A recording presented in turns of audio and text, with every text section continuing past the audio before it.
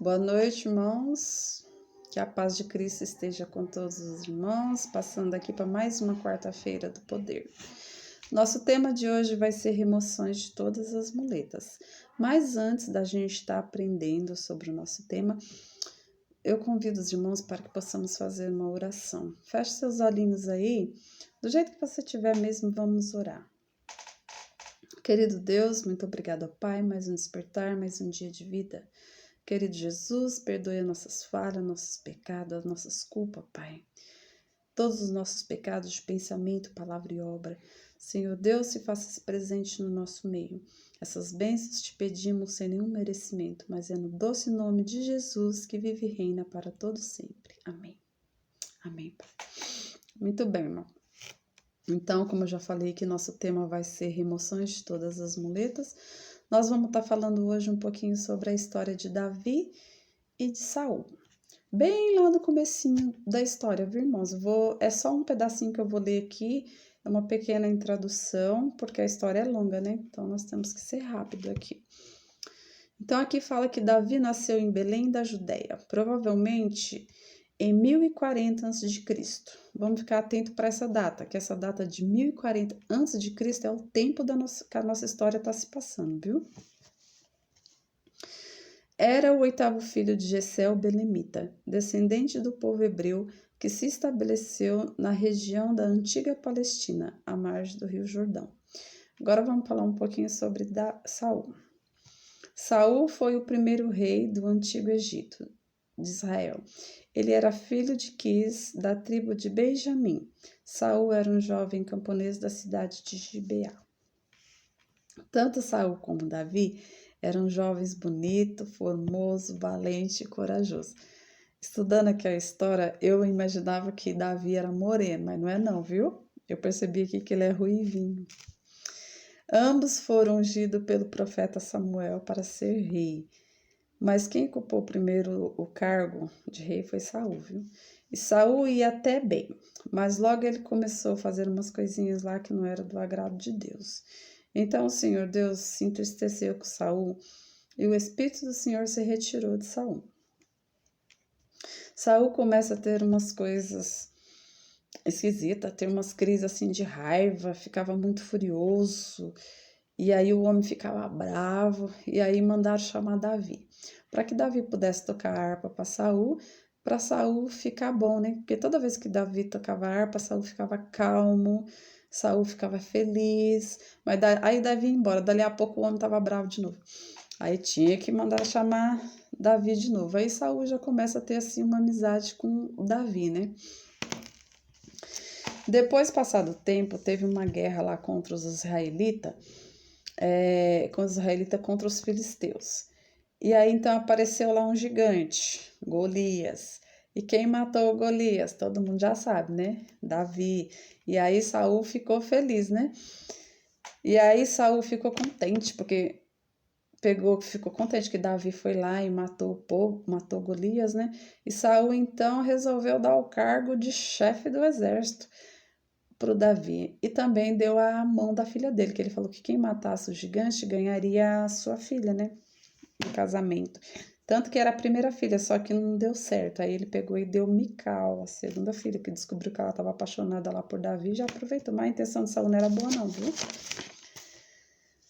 Parecia estar tudo bem para Davi, né? As coisas estavam indo muito bem, tinha ganhado cargo, tinha ganhado amizade, tinha casado, o negócio estava muito bom.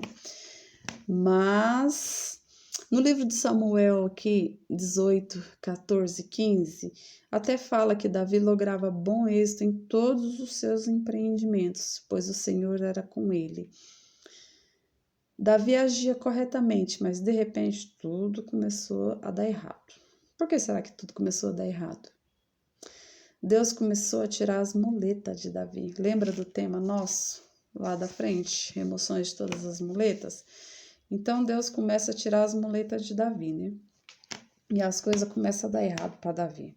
E a primeira muleta que Deus tirou de Davi foi a boa posição, que Davi tinha uma boa posição. Ele era o chefe lá dos exércitos, né? ele era casado com a Mical, ele era amigo de Jonathan, e de repente os negócios foi ficando feio para ele, né?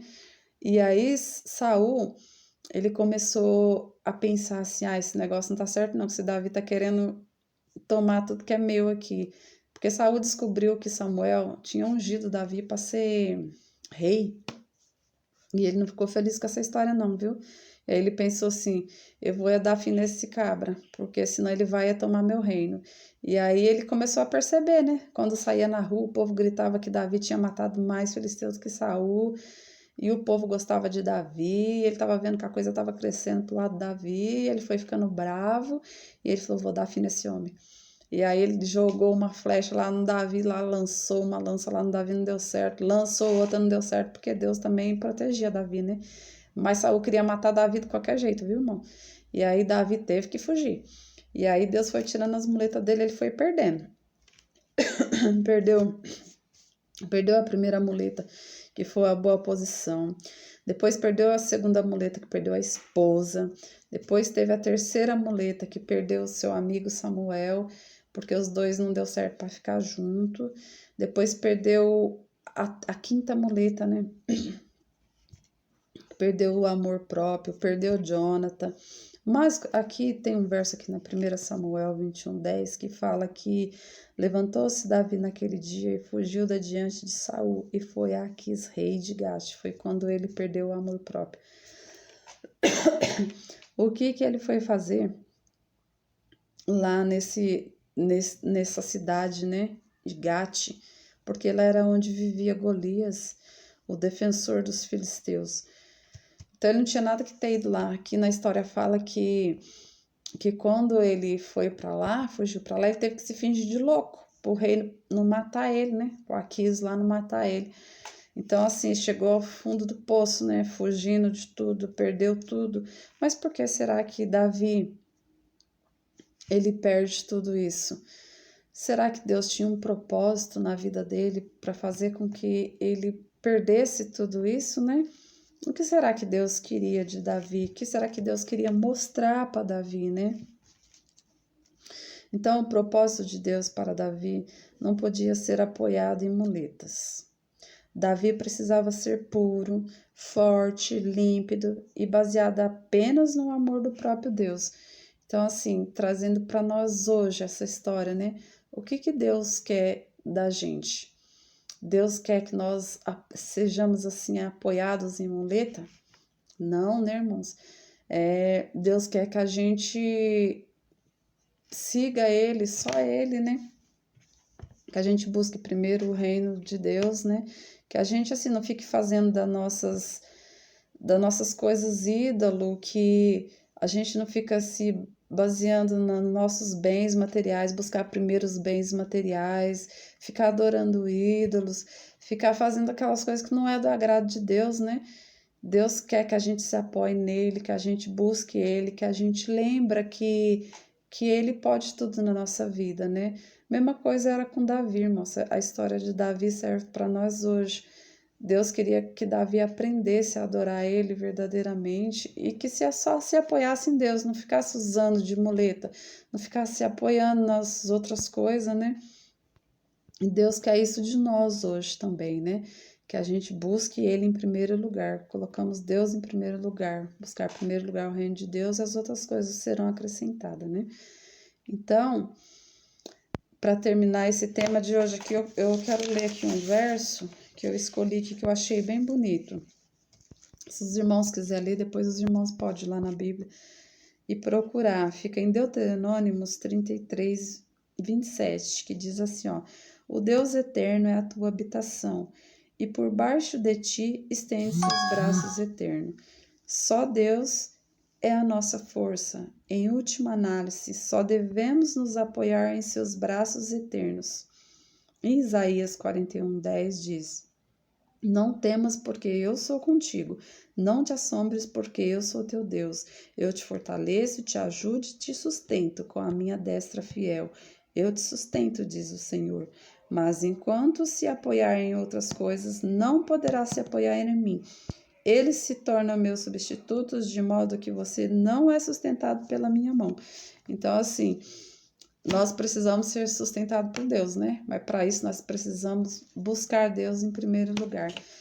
Então, assim, eu espero que os irmãos tenham entendido aí um pouco da lição de hoje, que eu tenha conseguido passar aí os irmãos. E agora nós vamos, então, ouvir um hino bem feliz aí que conta sobre um pouquinho da história de Davi. E depois a gente vai voltar, viu? Para terminar com uma oração.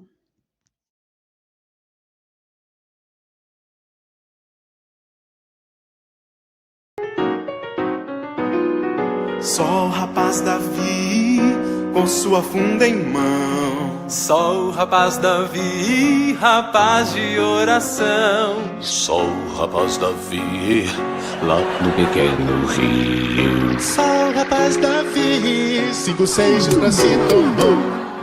E uma pedrinha pôs na funda, então girou, girou. E uma pedrinha pôs na funda, então girou, girou. Girou, girou, girou, girou, girou, girou, girou. E uma pedrinha foi para o ar e o gigante veio ao chão. Só o rapaz Davi, com sua funda em mão. Só o rapaz Davi, rapaz de oração. Só o rapaz Davi, lá no pequeno rio. Só o rapaz Davi, 4, 5 seixos pra si tomou. E uma pedrinha pôs na funda, então girou, girou. E uma pedrinha pôs na funda, então girou, girou. Girou, girou, girou, girou, girou, girou, girou, girou. E uma pedrinha foi para o ar, foi para o ar. Ela foi subindo e acertou. E o gigante, gigante, gigante, gigante veio, veio, veio, veio, veio ao chão.